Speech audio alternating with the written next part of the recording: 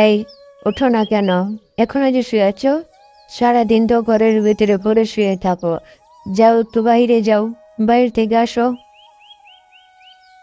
আচ্ছা, যাচ্ছি।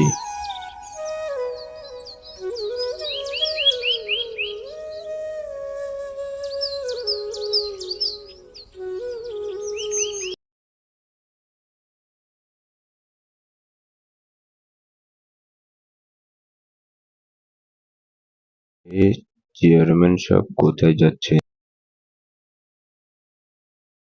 আর বলো না ভাই, কালকে রাতের ঝড়ে আমার জমির সব ধান নষ্ট হয়ে গেছে। সকালে উঠে দেখি আমার ঘরের উপরে চাল নিয়ে চলে গেছে, তাই বাজারে যাচ্ছি নতুন চাল এনে ঘরটা ঠিক করব।